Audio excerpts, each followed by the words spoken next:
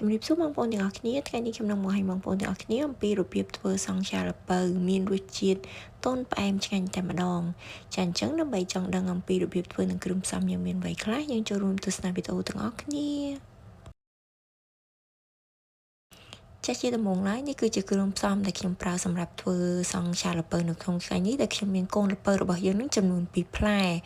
ដោយមួយផ្លែហ្នឹងទម្ងន់ចន្លោះពី2ខាំទៅ2ខាំកន្លះដោយជាដំបូងឡើយយើងចោះផ្នែកក្បាលល្ពៅរបស់យើងបងប្អូនយកក្បិតដែលមានចុងស្រួចបែបហ្នឹងមកយើងចោះជារាងការ៉េបែបនេះមករួចហើយគឺយើងយកចុងគាត់របស់យើងបងប្អូនឆ្កឹះគ្រប់ផ្នែកទាំងសងខាងហើយយើងឆ្កឹះវាឡើងអញ្ចឹងមកហើយបន្ទាប់មកយើងឆ្កៀលយកគ្រាប់ល្ពៅរបស់យើងចេញហើយបន្ទាប់មកយើងយកល្ពៅរបស់យើងទៅលាងឲ្យស្អាតហើយយើងទុកវាឲ្យស្ងួតឬក៏បងប្អូនអាចប្រើกระดาษ kitchen paper របស់យើងជូតសម្អាតឲ្យវាបានស្ងួតល្អមក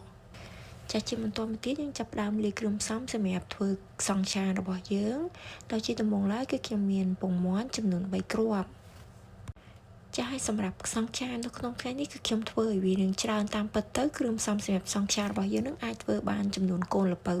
3ចឹងនៅពេលដែលយើងគោះពងមាន់យើងរួចហើយគឺខ្ញុំដាក់ស្ករត្នោតរបស់យើងនឹងចំនួន3ស្លាបព្រាបាយចាស់ហើយយើងច្របាច់ឲ្យស្កររបស់យើងបានរលាយល្អហើយយើងយកប្រាប់វាពងទារបស់យើងនឹងយើងកូរឲ្យវាបានបែកសព្វល្អហើយបន្ទាប់មកគឺខ្ញុំបន្ថែមខ្ទិះដូងដើមរបស់យើងនឹងចំនួន150មីលីលីត្រដោយសារតែខ្ញុំអត់មានស្លឹកតើយសម្រាប់ច្របាច់ជាមួយសង់ខ្យារបស់យើងគឺខ្ញុំប្រើទឹកវ៉ានីឡាមកជំនួសវិញដែលខ្ញុំប្រើទឹកវ៉ានីឡារបស់យើងនឹងចំនួន6បន្តហើយយើងដាក់អំបិលចំនួន1ចឹបប៉ុន្តែសូមទោសផងនៅក្នុងវីដេអូនេះខ្ញុំមិនបានថតនៅពេលដែលយើងកូរច្របល់វារួចរាល់ហើយយើងយកកត្រងស្អាតបែបនេះបងប្អូនយើងច្រោះទឹកសង់ខ្យារបស់យើងមកដើម្បី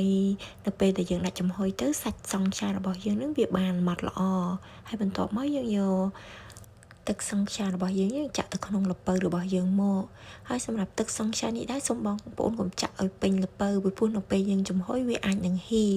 នៅពេលដែលយើងចាក់សង្ខ្យារបស់យើងចូលរួចហើយគឺយើងយ